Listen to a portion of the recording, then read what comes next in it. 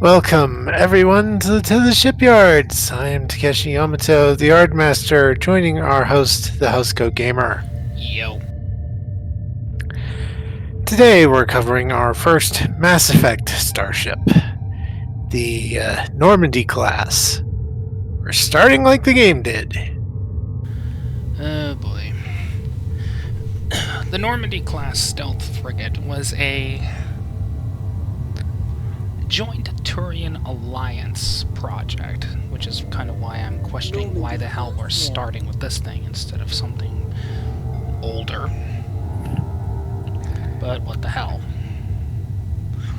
The Normandy is a specialized stealth frigate, still relatively heavily armed, and taking elements of both Turian and Alliance design. As you might have noticed, she looks kind of like a Turian ship. Until you reach the rear end, in which case she looks kind of like an Alliance cruiser. Regardless, the Normandy was not designed as a ship of the line, as it were. Frigates typically aren't. No, she was designed for stealth operations. As such, she has a number of stealth features, including LiDAR reflectors and, most importantly, thermal heat sinks that reduce the ship's thermal signature to that of background radiation. Normandy stealth frigate is complete. What the hell? Oh. Anywho, Normandy-Class was something of a mixed bag. While she certainly performed well during the Battle of the Citadel, not many of them were ever built due to their extreme cost.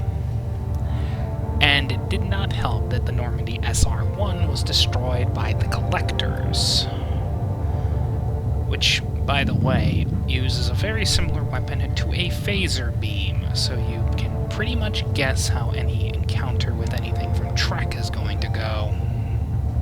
Yeah. Regardless, Cerberus decided to upscale the ship by a good 25%, resulting in the SR-2 Normandy, which was a one-off. And to be blunt, it actually made the ship look a little sleeker. Notably by balancing out the ship. Let's be honest, this looks a little clunky. Yeah. So, stat time. Yes. Now, one thing we didn't figure out in the profile, in the primer doc, is what baseline stats we should use for Mass Effect starships. Because, well, we need a baseline to work with in terms of point values and refits and all that. From Utopia Planitia, a United Earth Federation or Klingon vessel has 40 system points if it was launched in 2200. This is modified upward or downward by 1 system point per decade before or after this point, rounding down. Pre-Federation, Vulcan, Andorian, Tellarite, or Romulan vessels begin with 35 system points in 2150, and reduce the number of system points by 1 for each 50 years prior to this time to represent the Confederacy of Vulcan, and by extension Romulan empires, extremely long history of warp-capable flight, and the Vulcans sharing technology, or having it stolen and reverse engineered, with the nearby polities on Andor and Tellar Prime. After 2150, technology matches that of the overall Federation. Beginning in the year 2400, starships receive only a single additional system point every 50 years, and by that point they basically have 60 points. So, what's our baseline? What's our baseline year? What's our baseline value? And how many years between point increases? Well, obviously 2250. Let's be honest. They do have some technologies that do better than Trek, at least as of the 22nd century.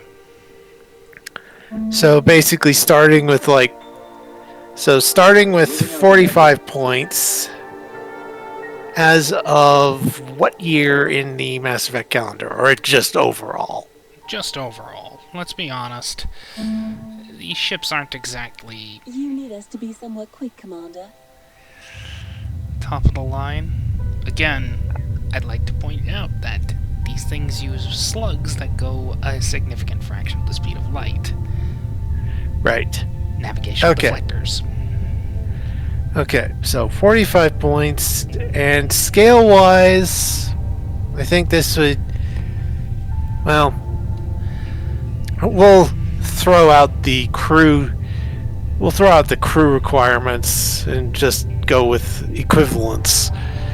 So this would the SR1 would be scale 3 or possibly scale 2.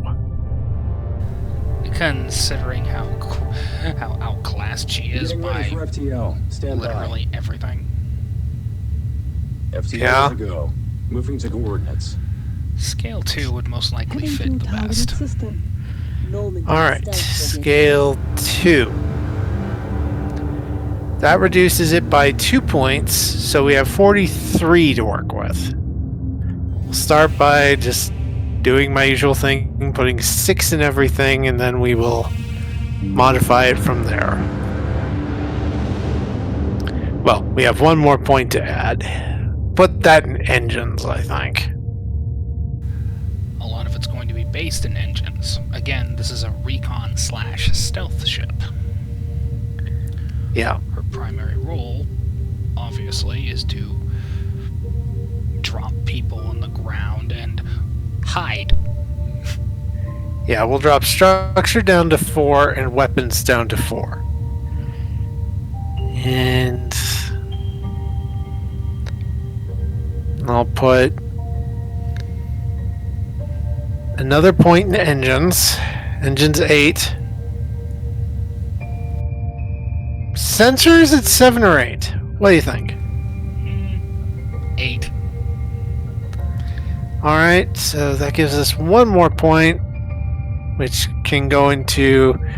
Could go engines 9, or we could put that point into comms or computers. Probably communications. These things do have a quantum entanglement comms system. Alright, so comms 7. Comms 7, computer 6, engines 8, sensors 8, structure 4, weapons 4.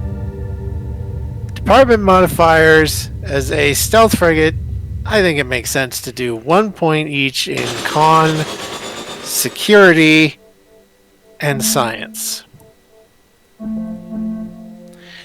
I don't see much of a problem with that. Yep. Now, talents. Innate space frame talents. Scale 2, we really only have room for 1. And what would be the best option for a stealth ship? For that, I'm thinking Initiating operations. Please stand basically by. slim sensor silhouette is probably the best one. Through a It is the best equivalent. Yeah. Kilimanjaro Dreadnought is operational. Slim sensor Preparing for silhouette. And now we add the end. Add Mass Effect special rules of Guardian Array and Mass Accelerator versus Nav Deflector.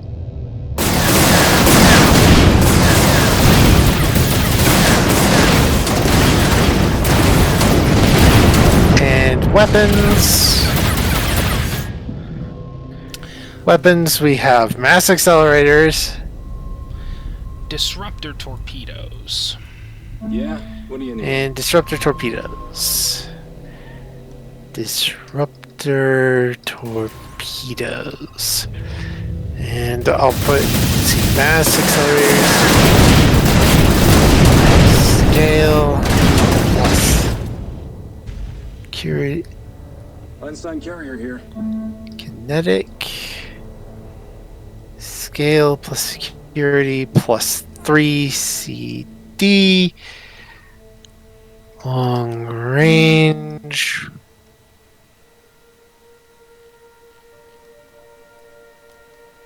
And piercing 1. Dreadnought here. And disruptor torpedoes. Okay. We need to figure out what disruptor torpedoes do.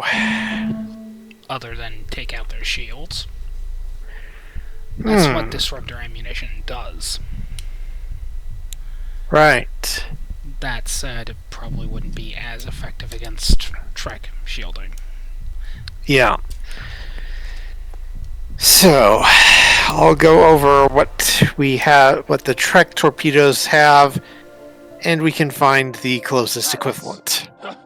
I was born from the sun, and I've sand. So, first we'll go with the earliest options, nuclear torpedoes and spatial torpedoes. Both have a range of medium.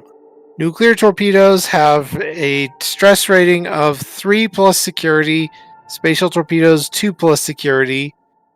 Nuclear torpedoes have vicious 1 and calibration. Spatial torpedoes don't have any special qualities.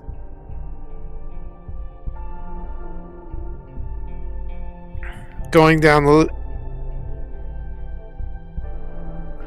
So, based on spatial torpedoes... Let's see. Let's see. Also, maybe add the depleting effect. Normandy stealth frigate here. That removes from shields. Alliance vessel reporting. So 2 plus. So You torpedo must be quick, Commander. security plus 2 CD. Medium range depleting.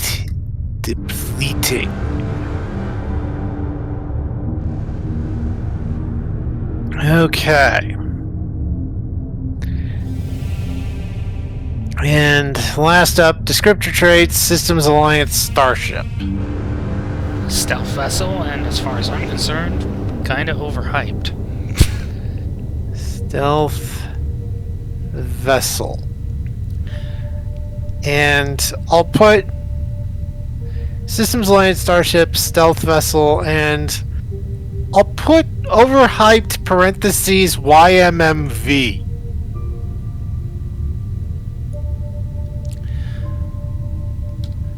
I mean, let's be honest. As symbolic as this ship is to the series as a whole, its primary duty is to drop things. Yeah. It's not meant to fight. Yeah. But in regard to that overhyped thing, as I say in the parentheses in acronym format, your mileage may vary. Regardless, the Systems Alliance does have some more regular vessels in its fleet. Yeah. And because for some reason the SR2 is not in this mod, don't ask me why. Heavy frigate Actually, reporting it might as be in the requested, mod, sir. but it might be a Cerberus-only thing. Possibly. Regardless, we will be dealing with all the Systems Alliance ships Heavy frigate first. reporting as requested, sir. Heavy frigate Okay. reporting as requested, sir. So, bye-bye.